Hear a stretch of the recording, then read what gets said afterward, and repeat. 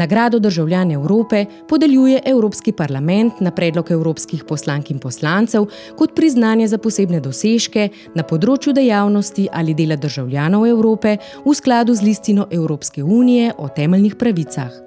Vsako leto izberemo nekaj ljudi, nekaj posameznikov, za katere menimo, da je njihov prispevek k razvoju, k integraciji Evropske unije še posebej pomemben. Dobitniki nagrade so posamezniki ali skupine, delujoči na področjih, ki predstavljajo zavezanost vrednotam listine Evropske unije o temeljnih pravicah in spodbujanju vzajemnega razumevanja in tesnejšega povezovanja med državljani držav članic.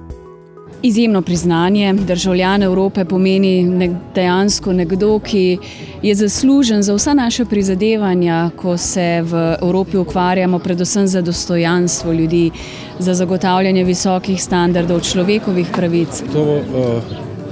Ta nagrada se podeljuje ljudem, ki so nekaj v svojem življenju naredili tako za promocijo evropske ideje, kako tudi za promocijo humanosti in razumevanja med ljudmi. Državljani Evrope so ljudje, ki Evropo doživljajo intenzivneje in to, kar nam sporočajo, nas bogati in jaz vidim v tem najprej kulturen prispevek, potem šele političen.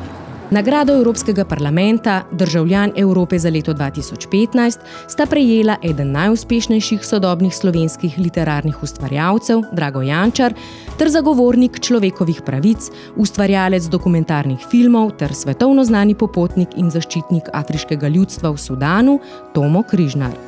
Letos je bila nagrada namenjena za razvoj, za pomoč razvitim državam v razvoju, za borbo proti revščini in zato se mi zdi, da je nagrajenec, kot je Tomo Križnar, eden od tistih, ki je močno zaslužen na svojem področju in je tudi ogledalo za vse, ki se ukvarjajo v borbi proti revščini ali za neko dostojno življenje vsakogar.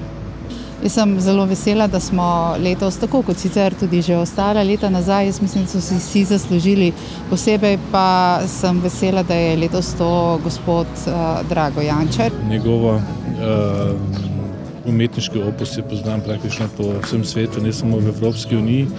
In mene pri njegovih delih, zlasti romani, vedno fascinira dejstvo, da vsakašno zgodbo, če tudi je slovenska, naša mantra, zelo dobro v besedi na način, da jo razumejo tudi drugje po svetu in pa v Evropi. Mislim, da gre za zelo posrečen in utemeljen izbor in mislim, da sta oba na svoj način zelo angažirano spregovorila Evropi in svetu in sta oba to nagrado zaslužila.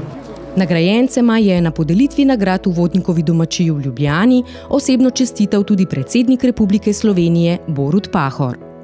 Ja, upanje, da smo končno opaženi po vseh teh desetletjih prizadevanj, da bi zbudili spečo kraljico. Evropa ima pomembno vlogo, jaz sem ponosen, da sem Evropejc. Evropa mora pomagati svetu ne samo z izdelki, ampak s tem znanjem, ki smo ga nabrali. Jaz to nagrado razumem tudi kot priznanje temu, da smo pisatelji razmišljali in še razmišljamo o tem, kako naj v Evropi živimo skupaj z različnimi kulturnimi tradicijami, kot posamezniki, pa tudi kot kolektivi, s svojimi zgodovinskimi, nacionalnimi, jezikovnimi in drugimi razlikami. Prejemnika nagrade Državljan Evrope sta prepoznavna zagovornika evropskih vrednot, v svojem udejstvovanju se posvečata političnim, kulturnim in širšim družbenim vprašanjem ter spodbujata spoštovanje človekovih pravic in človekovega dostojanstva tako v Evropi kot na globalni ravni. Namen nagrade je pokazati, da deluje v smeri vrednot Evropske unije in za združevanje in prepletenost med nami vsemi.